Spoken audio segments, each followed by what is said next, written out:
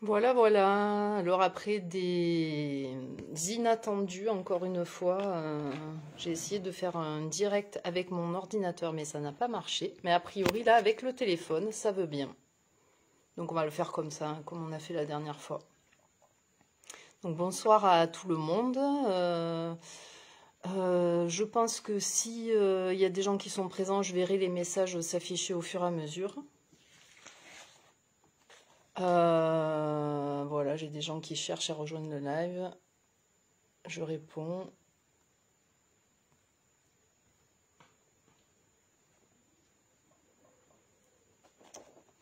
Voilà. Donc je vais peut-être attendre un peu de voir si ces personnes-là y arrivent. Inviter Michel, ajouter. Ok. Donc moi je suis une débutante de technologie, donc je suis pas très douée pour l'instant. Mais je vais apprendre. Voilà, déjà je vois Johanna, coucou. L'argent, l'abondance, que ça vienne à nous.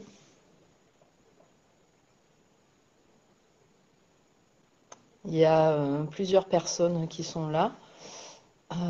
Céline, ok. Très bien. Des gens que je connais pas. Bienvenue.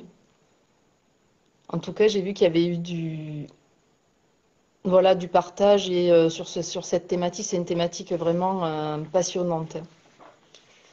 Passionnante et on a du progrès à faire avec cette thématique de l'argent et de l'abondance. Coucou Christelle, coucou Céline. Bon, ben ça y est, cette fois c'est lancé. Donc je vais pouvoir commencer avec ces 10 petites minutes de retard. Donc j'aurais vraiment préféré faire ça sur l'ordinateur parce que l'image est meilleure. Je crois que le son aussi. Je ne sais pas pour le son, vous me direz si ça fonctionne bien. Et comme ça, après, ben, très bien. Coucou Edgar.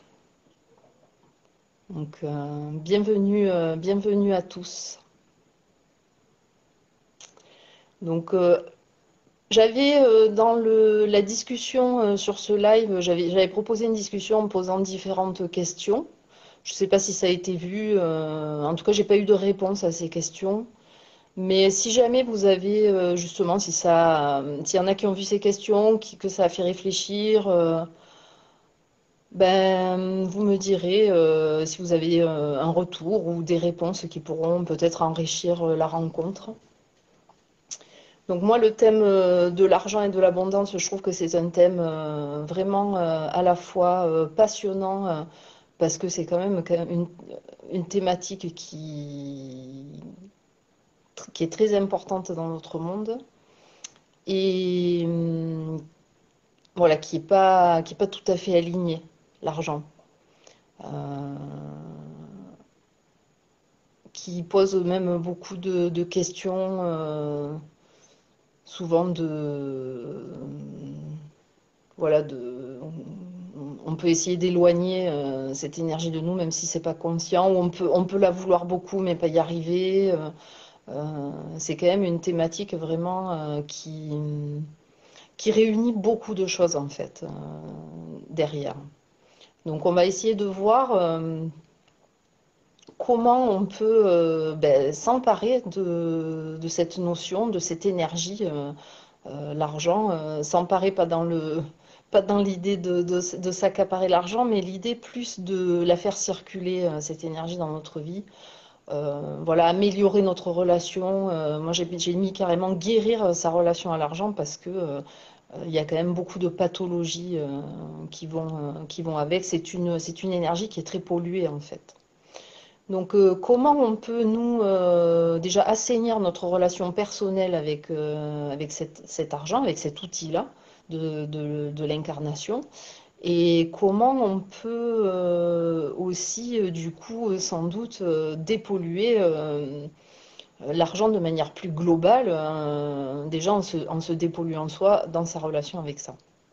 Et puis petit à petit, au cours de la rencontre, on verra comment on peut aller aussi davantage vers les notions d'abondance et comment on peut se relier à ça. Euh, j'ai essayé de réfléchir à la chose de manière à quand même assez qu'on puisse avoir des outils en ressortant de ça. Voilà. Et puis, bon, je vais aussi me présenter peut-être pour les gens qui ne me connaissent pas. Moi, je suis donc Virginie Boissière, j'habite dans le Gard, je suis sophrologue, praticienne, thérapeute en rêve éveillé, formatrice aussi. Je forme aussi des praticiens en rêve éveillé. J'utilise des outils assez quantiques, que j'ai appelés les jeux quantiques, qui vont être toutes sortes de constellations, notamment avec aussi l'outil de l'astrologie, donc de constellation astrologique, d'astrologie vivante, ou voilà, de mise en scène comme outil de guérison et puis d'éveil en fait. D'éveil à certaines dimensions de notre être, à certaines thématiques de notre vie qui ne sont pas épanouies ou bon bref, tout le domaine du développement personnel et avec des outils un peu modernes, originaux, on va dire. Donc je suis donc aussi astrologue et donc ce soir c'est pas une conférence sur l'astrologie, mais peut-être que si ça me vient, je ferai des parallèles. Je ne l'ai pas préparé dans ce sens-là en tout cas. Ok. Et concernant donc une proposition concrète autour de ce travail avec l'argent et l'abondance, euh, je vais proposer avec mon compagnon Edgar, qui est enseignant de yoga Kundalini, une rencontre, un stage sur ce thème, un premier stage, stage abondance, le 5 et 6 juin, il me semble, en tout cas le week-end, premier week-end de juin. Donc voilà, où on travaillera vraiment concrètement sur nos histoires avec l'argent et comment les faire évoluer en fait vers ce qui est beaucoup plus lumineux et épanouissant pour nous. Hein, de ne pas subir, mais de pouvoir aussi donner une direction à cette énergie-là dans notre vie, une direction consciente, et de ne pas la laisser voilà, enquister dans les boulets ou les valises qu'on peut traîner et qui ne sont pas en fait évolutives. Parce que l'idée pour dépolluer quand même l'argent de notre monde, c'est déjà de dépolluer sa propre relation à l'argent. Et aussi, j'ai envie de dire, il y a une première partie pour comprendre bon, l'argent, comment ça fonctionne en fait. Dans notre monde, déjà, comment ça fonctionne? C'est quoi les règles? Alors, je ne vais pas vous faire un cours d'économie, hein, j'en ai pas les compétences. Mais moi, je trouve que c'est quand même important de savoir un peu comment ça fonctionne l'argent et de ne pas être totalement ignorant à ce niveau-là et inconscient. Parce que forcément, quand on est ignorant, on peut ben, nous faire croire n'importe quoi. Et c'est un peu ce qui peut se passer en ce moment. Et ça demande, c'est pas si compliqué qu'on peut l'imaginer. Donc l'argent, comment ça marche? Quelles sont les règles? Donc la première réaction souvent des gens, c'est que c'est trop complexe. On ne peut rien y changer à notre niveau, c'est quelque chose qui nous dépasse. Euh, donc ça, c'est aussi une croyance, c'est trop complexe, qui nous est imposée hein, par notre système bancaire, économique. C'est vraiment l'argent, c'est les spécialistes qui s'en occupent, qui savent comment ça fonctionne au niveau mondial, au niveau d'un pays, au niveau d'une entreprise. Alors c'est sûr il y a des zones très complexes et inaccessibles sûrement pour des gens comme moi. Mais moi, j'avoue que c'est quand même une notion qui m'intéresse beaucoup et sur laquelle j'ai eu envie à un moment donné dans ma vie de reprendre un peu de pouvoir, ne serait-ce que par justement le fait de mieux comprendre.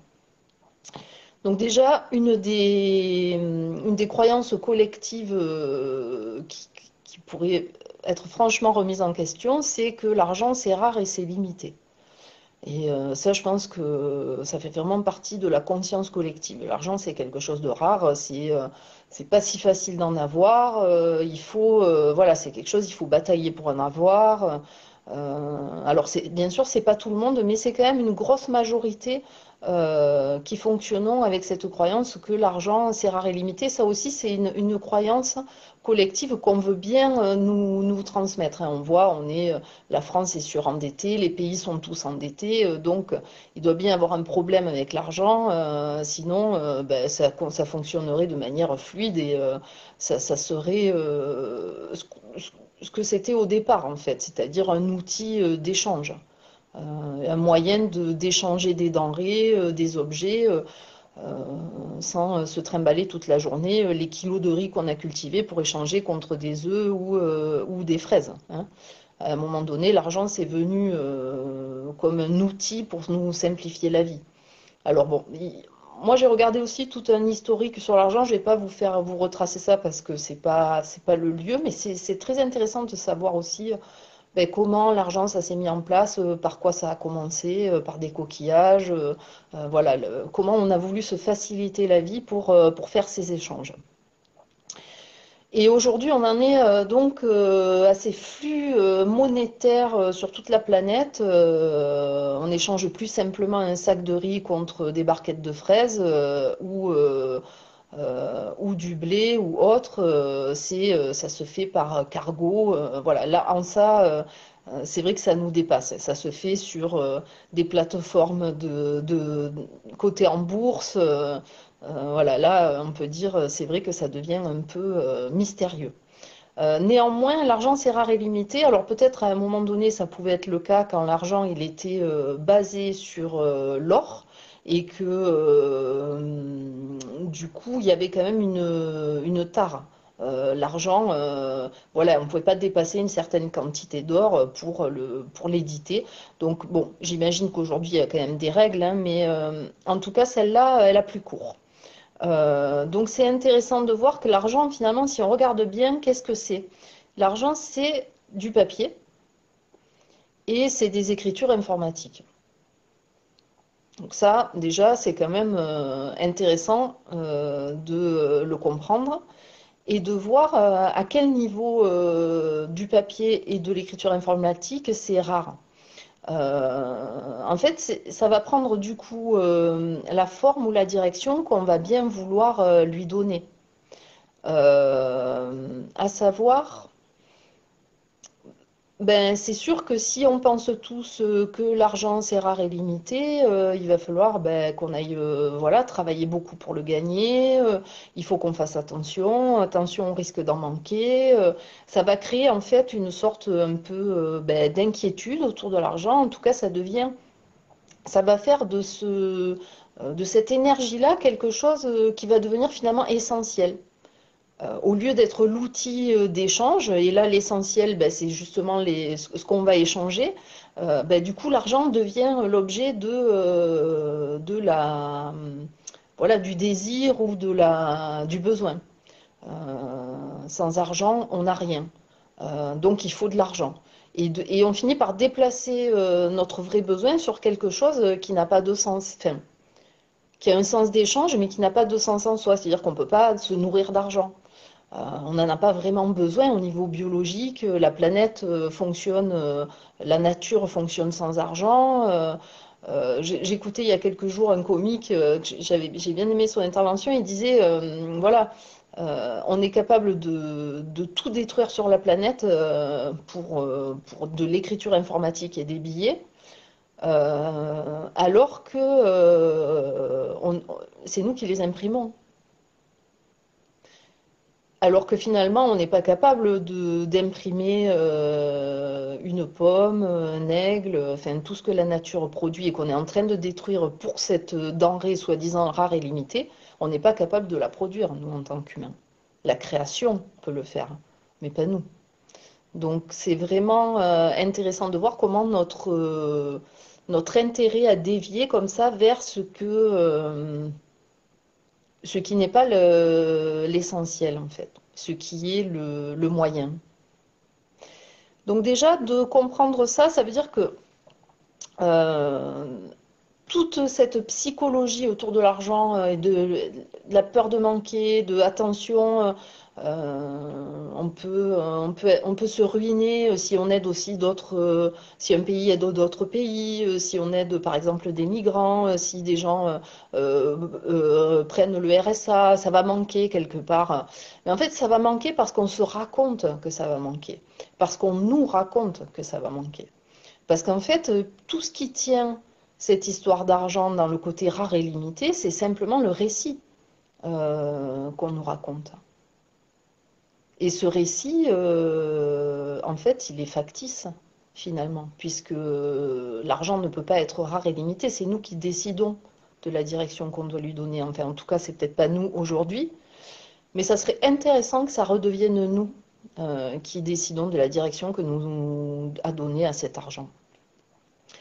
Donc il y a quand même des choses qui fonctionnent dans notre monde qui sont vraiment édifiantes, notamment le fait que notre monde fonctionne que le système bancaire fonctionne sur la dette. Pourquoi ça fonctionne comme ça? Peut-être que ça, vous ne savez pas, peut-être que vous savez. Moi, en tout cas, ça m'a surprise quand j'ai appris ça. C'est qu'en fait,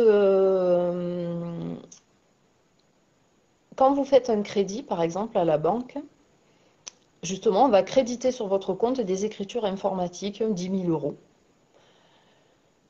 Donc ça, c'est édité informatiquement. Mais en réalité, il n'y a pas d'argent derrière ces 10 000 euros. Il n'y a pas d'argent réel. Il n'y a pas de billets, il n'y a pas de pièces pour 10 000 euros. On vous prête un argent factice.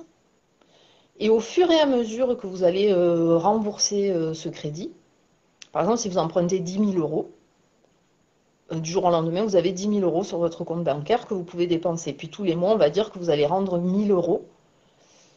Le 11e mois, vous allez rendre 1 000 euros supplémentaires. Donc vous aurez rendu 11 000 euros sur les 10 000 euros empruntés. Et bien, au fur et à mesure que vous allez rendre les 1 000 euros par mois, on va détruire cette écriture informatique qui a été éditée sur du rien. Donc on vous aura donné 10 000 euros. Au fur et à mesure que vous les rendez, ils vont disparaître. En fait, ils vont être les écritures informatiques vont disparaître comme si elles n'avaient jamais existé. Mais au bout du compte, le 11e mois, quand vous allez rendre les 1 000 euros supplémentaires à ce que vous avez emprunté au départ, donc les 11 000 euros, le dernier 1 000 euros, lui, eh ben, il va vraiment exister. Ça, c'est pour ça qu'on dit qu'aujourd'hui, l'argent fonctionne sur la dette. C'est-à-dire que c'est la dette qui crée de l'argent. C'est parce que vous vous êtes endetté de 1 000 euros que vous avez créé 1 000 euros et que la banque va créditer, elle. Ça, c'est quand même trop fort comme récit. Moi, je trouve ça génial. Je me dis, il y a quand même un endroit, comment est-ce qu'on redevient maître de ce récit, en fait? Parce que c'est là que tout va se jouer. Ça va se jouer, cette question de redevenir maître du récit. Nous, les gens, les vrais gens qui vivent dans la vie, quoi. Ne pas laisser notre pouvoir de raconter l'histoire à d'autres, se réemparer de l'histoire. Et notamment l'histoire autour de l'argent, c'est très important. C'est capital de s'en réemparer. Donc déjà, c'est important de comprendre et ensuite de voir qu'on pourrait tout à fait, aujourd'hui, si on le décidait, collectivement, hein, décider qu'on va écrire un nouveau récit ou éditer un nouveau récit, une nouvelle légende autour de l'argent. On pourrait tout à fait décider de créditer des écritures informatiques, de créer de la monnaie autour de projets écologiques, humanistes, qui vont élever voilà, les valeurs, qui vont se mettre au service des vertus, des valeurs, du partage, de l'égalité, du partage des ressources. Il y a un endroit où on peut aussi, à un moment donné, se réemparer de ce pouvoir qui, au départ, est le nôtre. Hein. Qu'on nous fasse croire que c'est pas, qu'on ne peut pas s'en occuper, c'est une chose, mais c'est quand même aussi de notre responsabilité de ne pas nous laisser compter l'histoire, surtout quand elle est aussi perverse. Aujourd'hui, l'argent, c'est devenu quelque chose d'extrêmement pervers. C'est-à-dire que c'est les banques, c'est les systèmes bancaires qui sont plutôt pas bienveillants qui s'en occupent. Aujourd'hui, il faut comprendre que quand même, c'est aussi les banques, des organismes privés qui vont dicter les règles de l'argent et qui vont dire aux États comment ça fonctionne. C'est quand même trop fort. Et et c'est comme ça qu'on se retrouve avec des banquiers qui gouvernent nos pays aussi. C'est-à-dire, vraiment, aujourd'hui, c'est le système bancaire qui décide.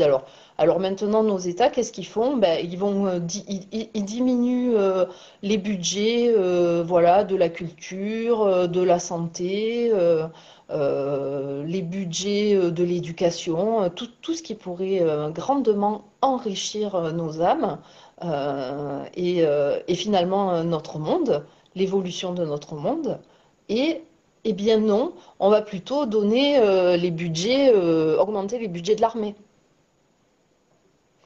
Mais qui décide de ça? Qui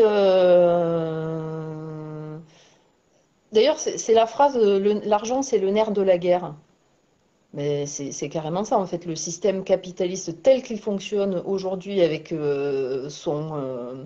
comment le dire, son récit euh, de prédateur, va cultiver la guerre. Parce que la guerre aussi, ça rapporte. On peut dire l'argent, c'est le nerf de la guerre, mais on pourrait l'inverser. La guerre, c'est le nerf de l'argent. En fait, c'est le serpent qui se mord la queue, on s'en sort jamais, quoi. Donc, comment se réapproprier ce récit et pourquoi pas se dire aussi que on peut prendre le pouvoir là-dessus, déjà en comprenant comment ça fonctionne.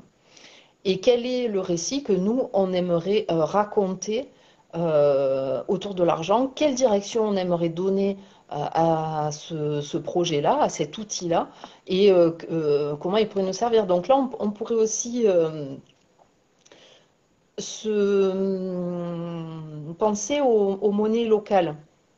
Donc là, je vois qu'il y a plein de nouvelles monnaies qui naissent et qui ont... alors, il y en a beaucoup que je ne comprends pas, mais j'ai bien compris les monnaies locales, par contre, ce qui peuvent naître sur certains territoires. Donc, par exemple, la monnaie locale, c'est une monnaie à laquelle on va donner une certaine direction. Donc déjà, c'est une monnaie qui a pour simple projet de circuler et de permettre les échanges sur un territoire. Donc, on n'a pas besoin, on ne peut pas cumuler, on ne peut pas épargner cette monnaie locale, elle n'a aucune valeur, elle n'a aucune valeur bancaire. Donc déjà, ça c'est un des écueils de l'argent aujourd'hui dans notre monde, c'est qu'il ne circule plus. Et il se cumule comme ça sur certains comptes en banque, le plus souvent des paradis fiscaux, hein, qui vont même pas rendre une certaine partie pour que ça reste en circulation. Donc ça, c'est la grosse problématique de l'argent dans notre monde aujourd'hui. C'est que certains peuvent le cumuler et il n'est plus dans la circulation collective. Donc le problème, c'est vraiment là qu'il est. C'est comment certains vont s'enrichir, s'enrichir, s'enrichir, parce qu'ils sont très bons, ils ont des égos qui fonctionnent très bien dans ce monde et quelque part, ils ont gagné la partie. Vu dans l'histoire de l'argent, c'est eux qui savent comment ça fonctionne. Mais nous, là-dedans, comment est-ce qu'on se redonne du pouvoir là-dessus? Donc la monnaie locale, c'est une façon de se redonner du pouvoir. Pour faire des échanges. Alors en plus, la monnaie locale, elle va souvent valoriser les productions locales, elle a souvent une valeur écologique, une valeur qualité. C'est-à-dire c'est souvent les gens qui vont s'intéresser aux monnaies locales, c'est aussi des producteurs voilà, qui font des bons produits, quoi.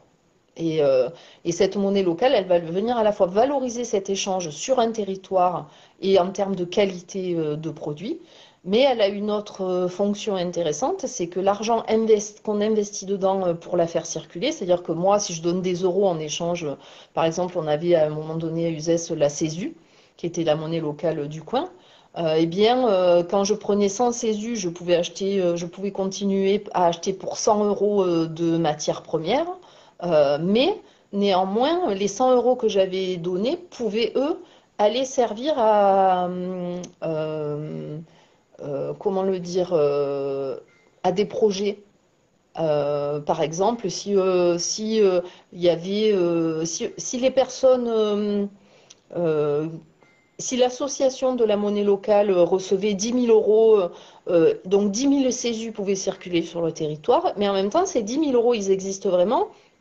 Et ils peuvent venir, par exemple, soutenir le projet d'une personne qui va, par exemple, monter sa petite agriculture bio et qui cherche du crédit, mais du crédit éthique. Et là, on voit à quel point finalement l'argent a besoin de retrouver son origine, c'est-à-dire celle de circuler, d'être en circulation. Le fait que l'argent soit en circulation, c'est ça, c'est à ça que ça sert, et c'est ça qui permet, voilà, de faciliter la vie des gens et qui évite finalement tous les écueils et pathologiques autour de l'argent. Un argent qui circule, une énergie qui circule, on n'a pas peur d'en manquer, ça rentre, ça sort, ça va et vient, c'est normal, ça fonctionne comme ça. Quand on commence à pouvoir cumuler, à thésauriser, à devoir penser à demain, déjà on commence à sortir un peu de la véritable fonction de l'argent telle qu'elle a été pensée au départ, comme outil d'échange. Donc voilà déjà pour un petit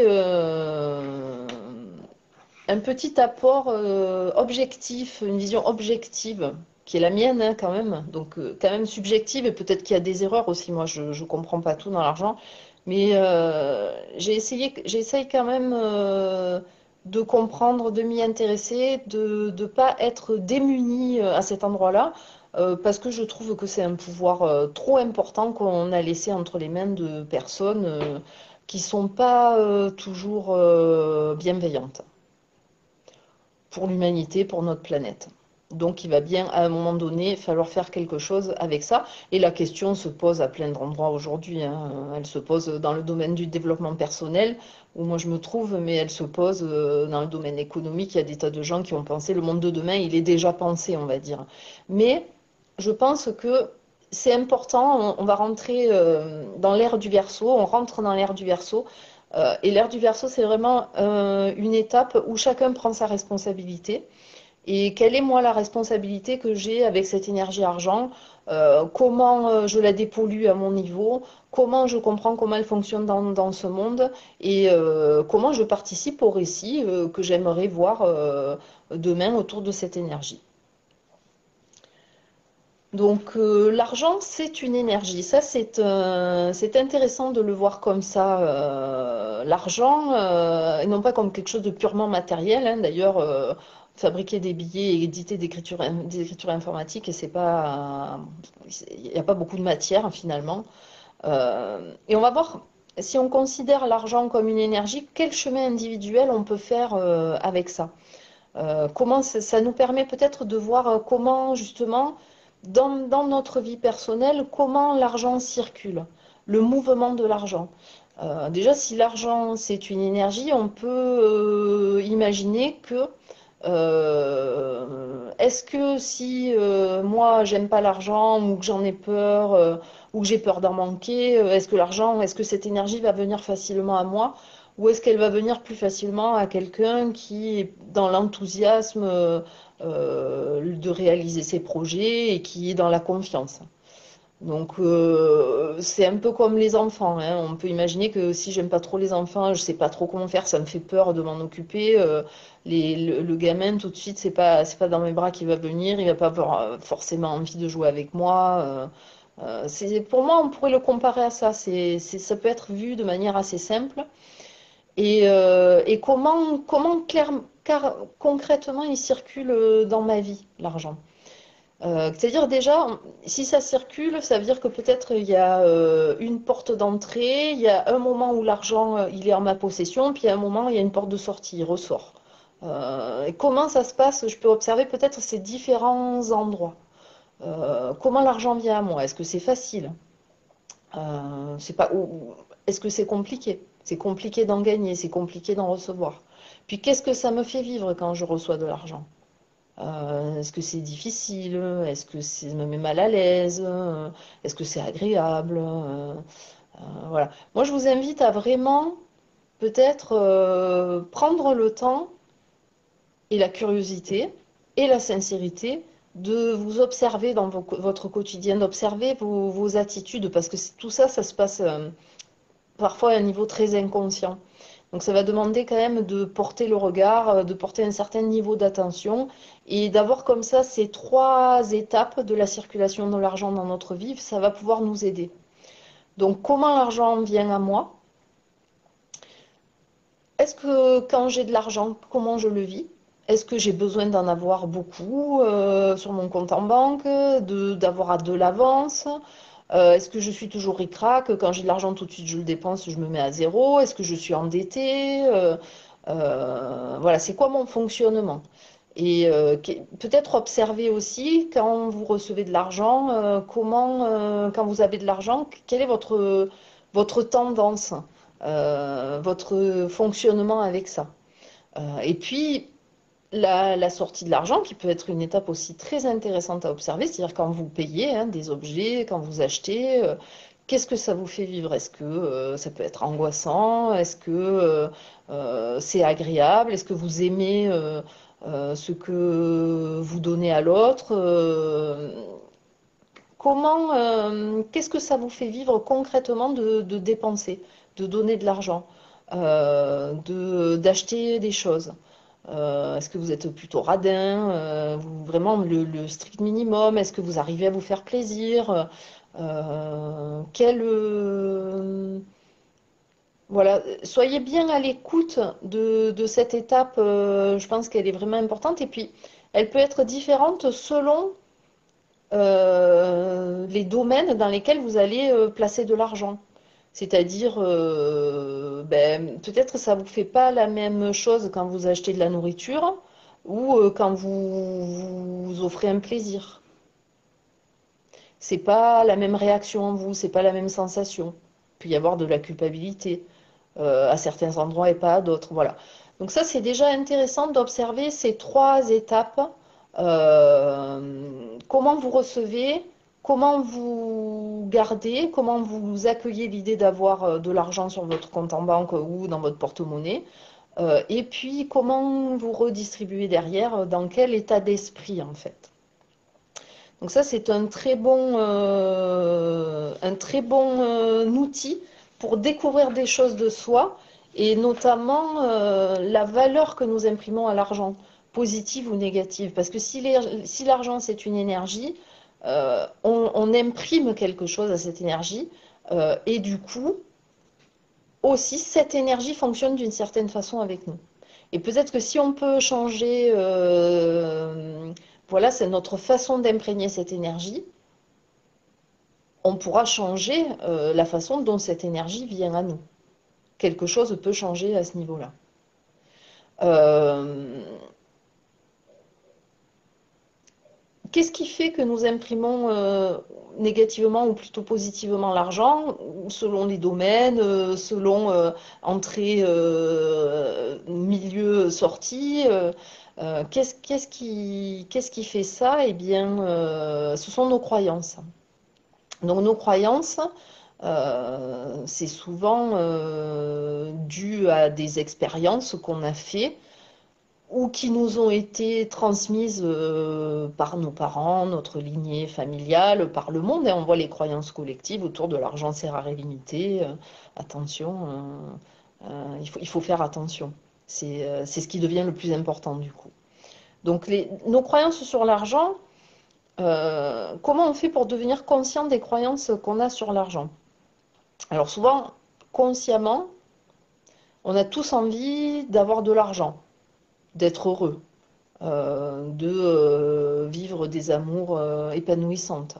Je veux dire, on se souhaite tous le meilleur a priori, consciemment. Et pourtant, ce n'est pas ce qu'on vit. Donc, qu'est-ce qui se passe? C'est qu'il y a aussi tout un tas de croyances inconscientes que nous véhiculons, et souvent les plus nombreuses sont nos croyances inconscientes.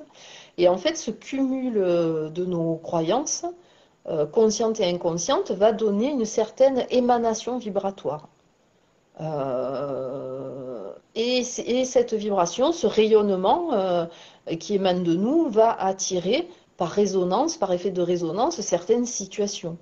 en accord, synchronisé avec ce qu'on émane, en fait, ce qui émane de nos croyances. Donc, les événements, les situations de notre vie, notamment dans notre rapport à l'argent, vont quand même nous montrer les croyances inconscientes qu'on porte. Parce que si consciemment je veux gagner de l'argent, je veux être à l'aise avec l'argent, mais que la réalité de mon expérience vécue, elle est dans le manque, par exemple, je manque tout le temps d'argent, où j'ai l'impression de manquer d'argent et de ne pas pouvoir faire ce que je veux dans la vie, eh bien, ça va me montrer que ben, en moi, il y a des croyances plus profondes, plus inconscientes qui sont à l'œuvre et qui, du coup, emmènent cette énergie argent dans quelque chose de manquant, dans la pénurie. Donc, ça va être intéressant de travailler avec ces situations de notre vie pour voir déjà ramener à la conscience ces croyances inconscientes. Et déjà, rien que la prise de conscience, rien que de mettre en mouvement ça, ça va amener des transformations. Être conscient de mes bugs, conscient avec sincérité et avec bienveillance, avec amour, ça va me permettre de faire switcher ces croyances, de passer à autre chose, de peut-être changer mes comportements à certains endroits et de me donner de nouvelles croyances qui sont plus adaptées finalement avec ce que moi j'ai vraiment envie de vivre dans ce monde. Hein. Alors, ces croyances limitantes sur l'argent, elles vont donc attirer vibratoirement des situations qui sont en accord avec les croyances. Finalement, on est dans ce monde sans cesse en train de vivre à l'extérieur nos croyances. Et observer les événements ou les situations de notre vie nous enseigne beaucoup sur ce que nous portons comme croyance ou comme programme en nous, programme inconscient. Et donc, ça va être une porte d'entrée, une porte de conscientisation. Par exemple, les croyances qu'on peut porter, ça peut être de l'ordre, les fins de mois sont, si je vis toujours des fins de mois difficiles, j'ai sûrement la croyance que les fins de mois, ça doit être difficile. L'argent rend les gens mauvais. Par exemple, ça, c'est une croyance que beaucoup de gens ont. Donc, si vous pensez vraiment que l'argent va vous rendre mauvais, comment vous pouvez accepter dans votre réalité d'accueillir plus d'argent? L'argent, c'est rare, il en manque. Qu'est-ce qu'il va falloir faire? Il va falloir que je me batte pour en avoir ou voilà. Tout un tas de types de croyances. Ça peut être aussi, par exemple, pour être un être spirituel, il ne faut pas avoir beaucoup d'argent. Ça, c'est une croyance qu'on retrouve beaucoup chez les gens qui ont un parcours spirituel. Oui, moi, je me contente de peu, j'ai pas besoin de beaucoup. Mais ok, mais est-ce qu'à un moment donné, ça vient pas aussi limiter notre expérience de se contenter de peu,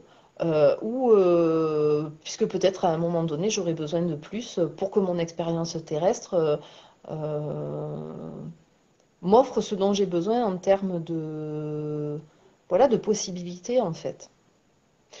Et là, l'argent revient toujours à cette idée de circulation, c'est-à-dire que l'argent, c'est un outil. C'est un outil qui nous permet, dans cette incarnation, d'accéder à certaines expériences. Formation, par exemple, c'est pas forcément d'acheter des objets, mais ça peut être aussi d'acheter de la compétence, euh, du voyage. Voilà, tout type d'expérience, quelque part, a une valeur. Alors, pour débusquer ces croyances sur l'argent, il y a cet outil d'observer notre vie concrètement. Hein. Si je vis mes croyances, ben, les situations de ma vie me parlent directement en effet miroir des croyances que je porte en moi. Tout ce qui est de l'ordre de la restriction, du manque, de l'interdit qui accompagne la relation à l'argent vont avoir des effets limitants sur ma vie et mes expériences. Et puis, ce qui va être intéressant à se poser comme question, c'est aussi comment c'était l'argent quand j'étais enfant? Comment ça se passait à la maison, avec mes parents, quelle était eux leur relation à l'argent. Et on peut voir où on en est de ça aujourd'hui, hein. Ce qu'on a reçu comme conditionnement et qu'est-ce qu'il en est voilà, dans notre réalité aujourd'hui de ces croyances que nos parents nous ont transmises. Donc ça, c'est toujours intéressant à regarder et voilà, à nettoyer. Dépolluer l'argent dans notre monde, c'est dépolluer tout ça déjà chez nous. Dépolluer dans le sens où l'argent prendrait une direction qui n'est pas évolutive dans notre vie et qui nous limite, qui ne serait pas juste le moyen qui nous permet de faire la quantité d'évolution qu'on est venu faire dans cette incarnation. Parce que c'est ça l'argent. Ça ne devrait pas être ni plus ni moins. C'est une énergie, c'est une très belle énergie au départ. Donc voilà. L'idée, finalement, au bout du compte, ça va être plutôt d'être libre de l'argent. Alors, souvent, être libre de l'argent, ça veut dire qu'on n'a pas besoin d'y penser tout le temps. Être libre de l'argent, ça veut dire qu'on n'est pas, si d'un coup il y a quelque chose qui est important pour nous, on n'est pas complètement coupé de l'idée qu'on va pouvoir le faire. Parce que c'est trop cher, ou globalement on est conditionné comme ça, ou on ne peut pas accéder à l'expérience nécessaire ou ce qui nous fait envie. Donc ça, c'est vraiment important de le déconditionner. Euh, L'idée pour être libre de l'argent, c'est que cette énergie puisse circuler librement dans notre vie et nous donner accès aux expériences que nous avons besoin ou envie de faire pour notre évolution, mais aussi en accord avec l'évolution collective. Bien sûr que l'idée, c'est pas ouais, ça me fait plaisir, je veux me racheter une Porsche tous les mois. C'est pas évolutif, ça. Ça vient plutôt nourrir l'ego ou l'apparence.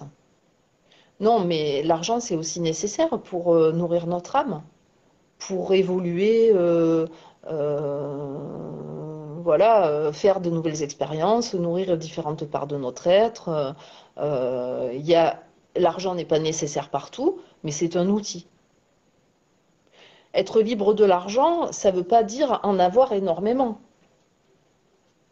D'ailleurs, les oligarques de notre monde nous montrent bien à quel point ils ne sont pas libres de l'argent. Ils sont totalement obsédés par l'argent. Je veux dire, ça occupe c'est leur principale préoccupation. Donc c'est une addiction finalement. L'avidité devient une addiction. C'est une pathologie.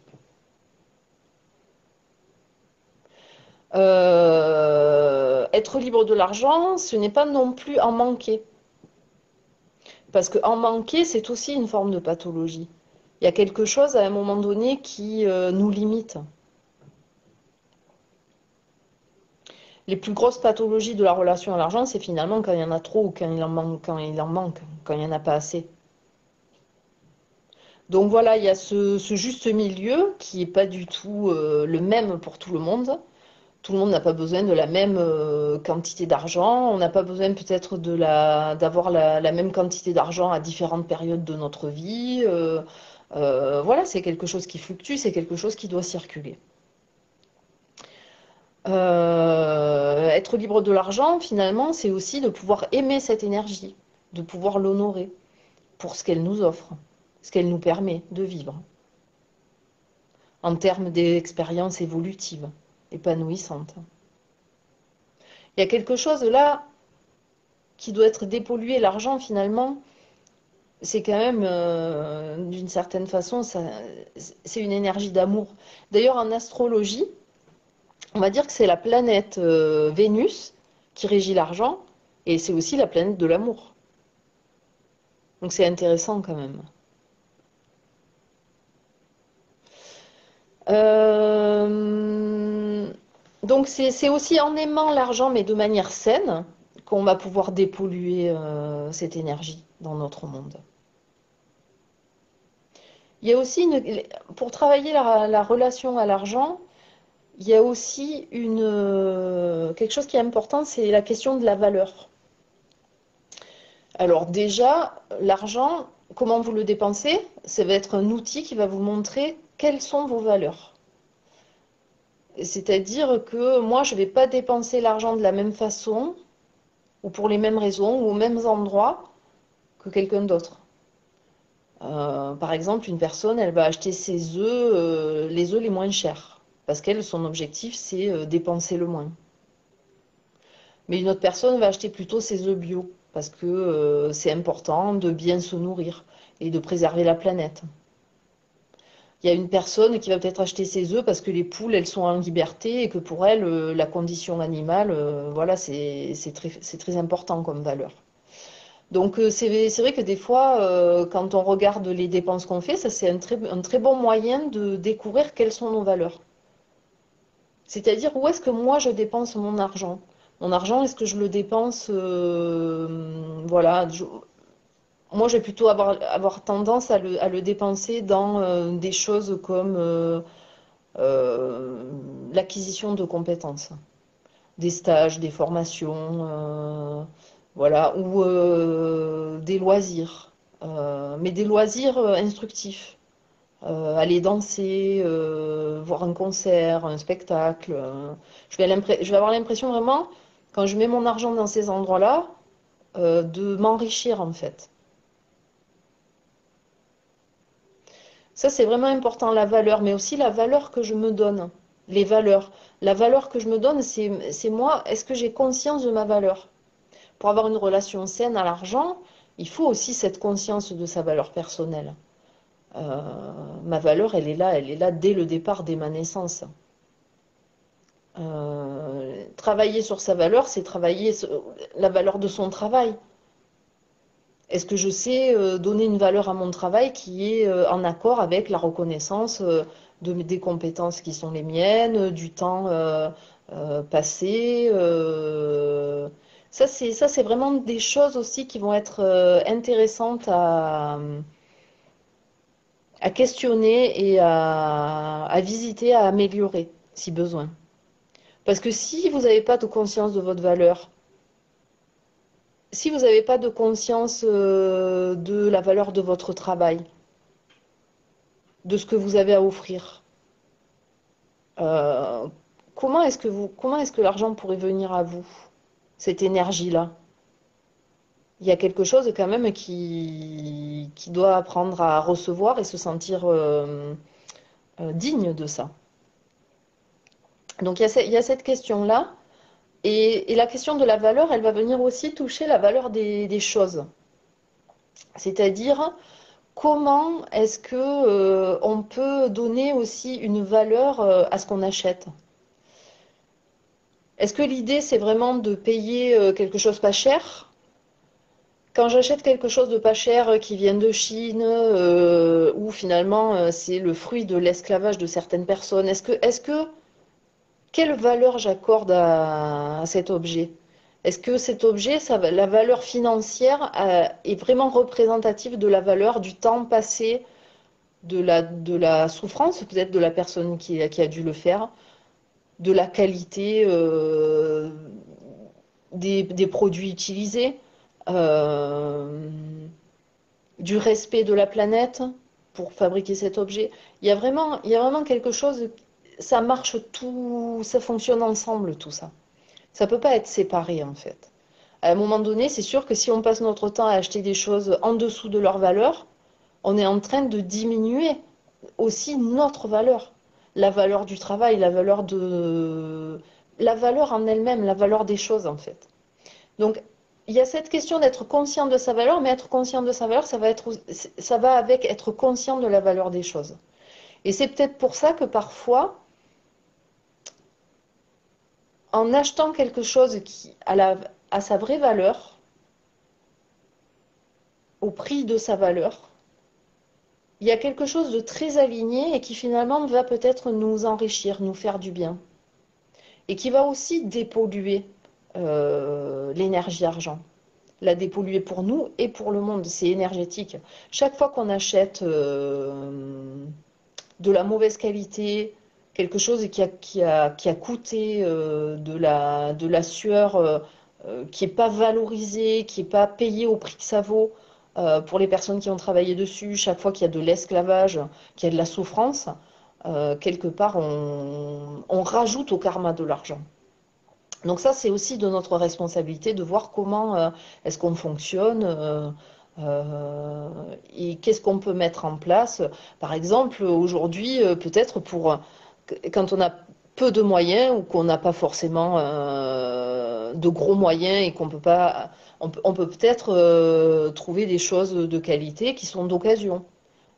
Auquel cas on va donner une nouvelle vie et donc une nouvelle valeur aux objets qu'on va acquérir et qui vont peut-être avoir une dimension, voilà, comment dire, qui vont être à la valeur qu'ils ont aujourd'hui. Et nous libérer d'une forme de karma vis-à-vis de l'argent. Et puis après, quant à cette valeur, il y a vraiment quand j'achète certains objets qui vraiment me tiennent à cœur et que je suis dans la gratitude aussi pour, par exemple, un objet d'art. Dans la gratitude pour la personne qui l'a fait, je reçois un message que je pense m'être adressé à travers cette œuvre. Du coup, il y a quelque chose là qui devient vraiment très très riche. Hein. Alors on va certes se séparer d'une certaine quantité d'argent pour obtenir cette œuvre ou pour obtenir cet objet avec lequel on va travailler, mais qui va prendre une valeur quotidienne dans notre vie. Donc voilà aussi sur la question de la valeur et des valeurs autour de l'argent et qui sont aussi des belles, des beaux axes à travailler et à assainir, à mieux comprendre pour petit à petit dépolluer cette énergie argent dans notre vie et par notre expérience personnelle dans notre monde. Alors on pourrait se poser la question autour de l'argent pour voir un point de vue aussi intéressant de la place qu'on donne à l'argent dans la réalisation de nos projets. Où est-ce qu'on place l'argent? Est-ce que le projet qu'on a, c'est directement de gagner de l'argent, par exemple? Ou est-ce qu'on monte des projets pour gagner de l'argent? Est-ce que c'est ça le but? Parce que si c'est ça le but, il y a quand même quelque chose à un moment donné qui est mis à l'envers. C'est-à-dire que l'argent devient un but et n'est plus le moyen. Et puis si l'argent devient le but, on risque de voilà de pas s'épanouir dans ce qu'on va faire pour l'obtenir, ou d'en avoir jamais assez. Ça suffira jamais, si c'est ça le but. Ou bien il peut y avoir, on peut avoir des projets qui ont du sens pour nous, mais attendre que d'avoir l'argent pour commencer à s'engager dans ces projets, commencer à les réaliser. Là, la difficulté au niveau vibratoire, par exemple, c'est que l'information qu'on envoie à la vie, c'est je n'ai pas l'argent pour réaliser mon projet. Donc, on risque fort d'avoir en retour un manque d'argent pour réaliser nos projets. Donc, l'idée avec les projets, ce serait peut-être plutôt quand on a quelque chose qui nous tient à cœur, et même si on n'a pas l'argent ou la totalité de l'argent pour le réaliser, ça serait eh bien de commencer peut-être à s'avancer vers le projet, à le mettre des choses en route, mettre des choses en mouvement, ce qui est possible, se renseigner sur qu'est-ce qui devient, voilà, de quoi il y a vraiment besoin, quels sont les moyens dont on dispose, quels sont les moyens qu'on peut acquérir et auxquels peut-être on n'avait pas pensé, voilà, en parler, mettre en mouvement en tout cas, et sans doute dans cet enthousiasme à réaliser notre projet, dans cet engagement, dans ce processus d'engagement, eh bien certainement que des moyens ou des mannes financières vont pouvoir venir à nous, ou des idées, ou des soutiens vont pouvoir venir à nous pour réaliser ce projet, si ce projet est en accord, bien sûr, avec nous, notre évolution et l'évolution collective. La vie est plutôt bienveillante et puis j'ai envie de dire, c'est vraiment C'est vraiment vers ça qu'on va. Au fur et à mesure de ce travail avec l'argent, finalement, c'est quand même vers ça qu'on va. Vivre l'abondance, cultiver l'abondance, qu'est-ce que c'est d'autre si ce n'est de conscientiser ce qui est déjà là pour nous dès le départ dans notre vie, dans notre monde. On vit sur une planète extrêmement abondante. Et qu'est-ce que ça veut dire cultiver l'abondance? Cultiver l'abondance, c'est avant tout justement de transformer notre sentiment de pénurie en sentiment d'abondance, notre peur du manque en satisfaction. Ça peut vouloir dire par exemple qu'on peut aussi revisiter philosophiquement ou même le vocabulaire autour de l'argent. Par exemple, quand on utilise le mot payer, prendre, obtenir, on est vraiment dans un vocabulaire qui est quand même de l'ordre de la prédation ou un peu payer quelque chose. Si je paye, je m'appauvris. Alors que finalement, l'argent, c'est peut-être du donner-recevoir. Si on changeait notre vocabulaire et quand on achète quelque chose, on se disait ben, je donne de l'argent, ou quand on vend quelque chose, je reçois de l'argent. C'est pas du tout pareil donner-recevoir. Je sais pas si vous pouvez essayer en vous. Quand vous donnez, quand on donne, le cœur est ouvert. C'est l'ouverture. Quand on reçoit, le cœur est ouvert. Quand je donne, l'autre reçoit. Quand l'autre me donne, je reçois. Il y a quelque chose dans cette circulation. On revient dans l'analogie entre l'énergie d'amour et l'énergie d'argent. Il y a quelque chose de l'ordre du donner-recevoir qu'on doit ramener dans cette énergie d'argent pour l'assainir, la dépolluer, lui rendre sa noblesse quelque part, sa beauté. Donc ça peut être un outil, ça peut être d'essayer dans votre quotidien de voir qu'est-ce que ça vous fait quand vous restez dans ce sentiment de donner et de recevoir quand l'argent circule dans votre vie. Ça peut tout changer. Le sentiment de pénurie nous impose de vivre comme des esclaves, en mode de survie. Et du coup, ça appauvrit grandement notre monde.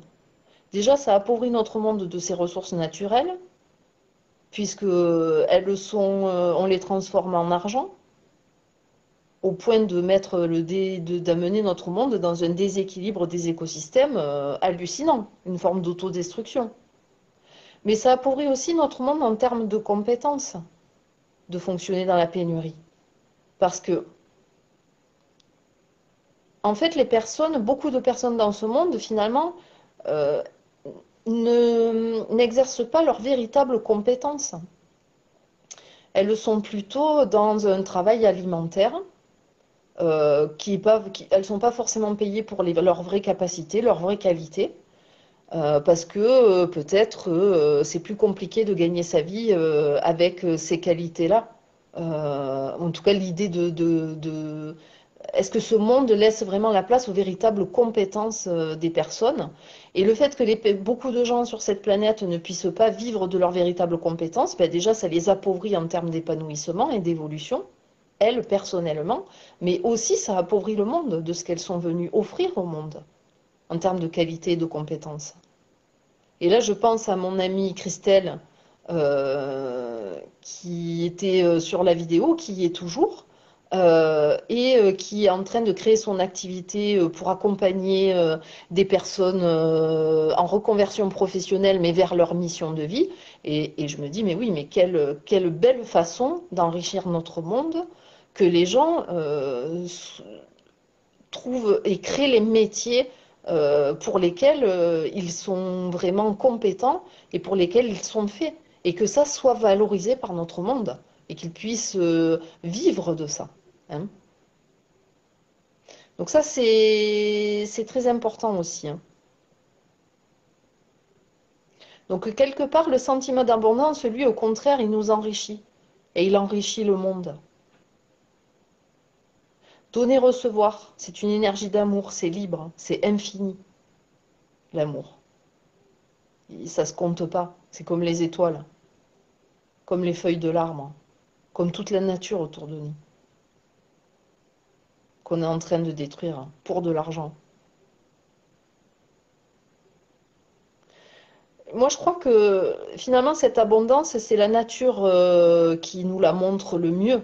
Parce que comment ça fonctionne? On devrait s'inspirer à nouveau de ça. On devrait s'inspirer de la nature pour construire le monde de demain. Cet âge d'or de l'ère du Verseau. C'est nous, chacun, chaque personne doit prendre la responsabilité de cette construction du monde de demain et de ce retour à l'abondance de la nature. La nature, elle nous a tout donné dès le départ. Elle nous vend rien. Elle nous vend pas ses fruits, elle nous vend pas l'eau, elle nous vend pas l'air, elle nous vend rien. Elle nous donne tout. Elle donne tout. Le soleil nous donne sa lumière, il nous la donne tous les jours. On doit prendre acte de ça. Et on doit se réaligner sur ce fonctionnement de la nature. Donc déjà, pour se connecter à l'abondance, aller dans la nature et se relier à elle. Déjà, rien que ça nous fait du bien. Ça va nous réaligner à tout ce qui est juste. Ne serait-ce que de voir comment la nature fonctionne, c'est comme si ça nous actualise avec notre véritable nature, notre véritable fonctionnement, au fond, qui est pure abondance et qui est même magie. C'est-à-dire que dans ce monde, il y a tout. Il y a des maladies, mais il y a toutes les plantes qui guérissent. Je veux dire, ça, c'est magique quand même. Tout est super bien fait. Si ça, c'est pas une forme d'abondance qui dépasse même notre imagination. Euh, Elle nous nourrit, cette planète. Alors, bien sûr, on a perdu ce lien-là avec la nature, mais rien ne nous empêche de le reconstruire.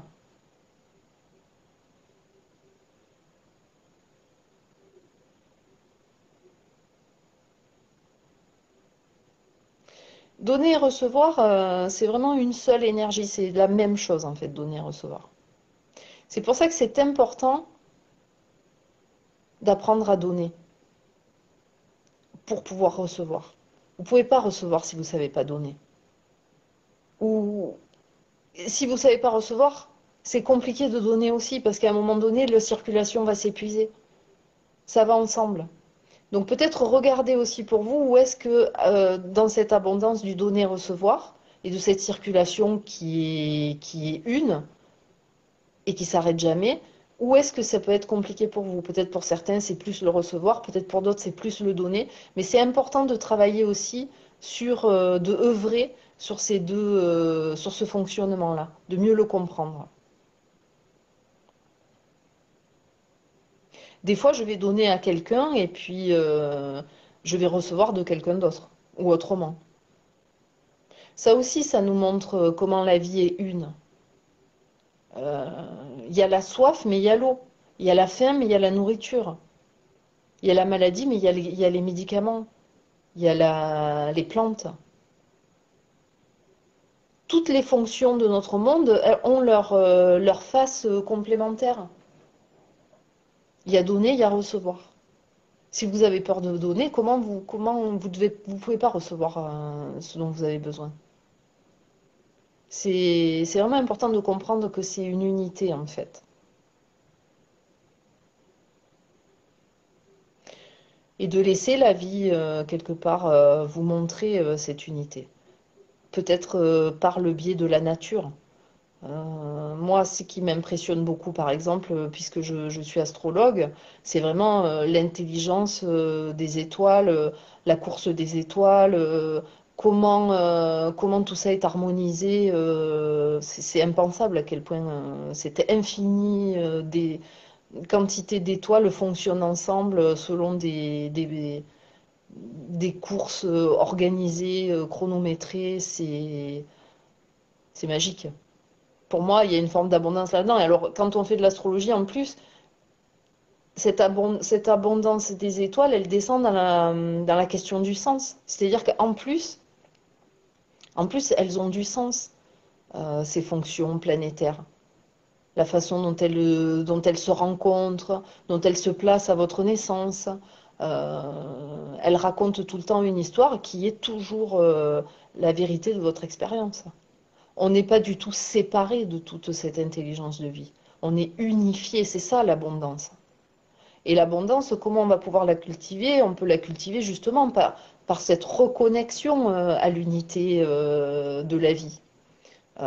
Peut-être aussi par le fait, plutôt que de penser qu'on n'a pas assez, le fait aussi d'être en gratitude, d'honorer, de remercier pour tout ce qu'on reçoit déjà et que la Terre nous offre.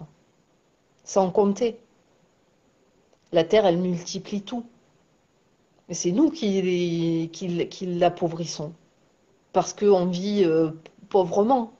Mais la Terre est très riche et elle saura se reconstruire.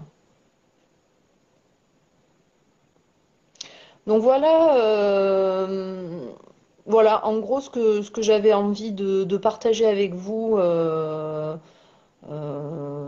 sur cette question de l'argent, de quels étaient moi mes questionnements autour de ça et puis ce que j'avais pu en comprendre. Et donc vous proposez autour de cette thématique d'aller voir, euh, de faire un stage de 2 jours au mois de juin, les 5 et 6 juin, premier week-end de juin, autour de ce thème avec les outils des jeux quantiques, du rêve éveillé, du Kundalini Yoga et d'activer, peut-être de mieux comprendre cette énergie de vie dans votre vie personnelle et d'activer vraiment certaines méditations, attitudes et fonctions pour assainir cette énergie dans votre vie et la ramener dans quelque chose qui est en accord avec ce que vous avez envie de vivre en fait. Donc, eh bien, je vous remercie. J'ai pas. Alors, Christelle me dit expression gagner sa vie. Oui, ben, c'est vrai que cette expression gagner sa vie, c'est comme si on l'avait pas dès le départ, quoi. Sa vie, on l'a dès le départ. Et la gagner, c'est un peu triste, cette expression. Donc ça, pour moi, cette histoire de gagner sa vie, ça revient vraiment à la question de la valeur que je me donne. Et je disais, ma valeur, elle est entière dès le départ. Il n'y a pas il n'y a pas de compromis qu'on peut faire avec ça. Mais ça, c'est quelque chose qui a besoin d'être travaillé pour beaucoup de gens. La valeur, ma valeur, la valeur de personnel. Euh, Parce que si j'ai conscience de ma valeur, je ne vais pas avoir besoin non plus tout le temps euh, de demander quelle valeur j'ai aux autres. Il y a quelque chose aussi qui peut nous amener dans une forme de dépendance avec ça.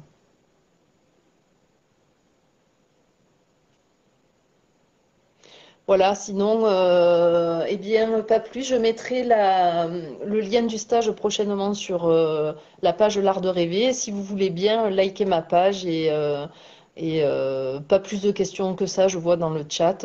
J'ai été très heureuse de partager ce moment avec vous et je vous souhaite une très belle soirée et à prochainement. Vous pouvez, si vous avez des questions à la suite, vous verrez dans l'événement, à un moment donné, il y a l'onglet discussion. Et donc là, j'ai posé un certain nombre de questions que vous pourrez, du coup, si vous avez envie de jouer avec ça, si vous se questionnez, c'est pareil, c'est une unité. Quand on a les questions, les réponses viennent.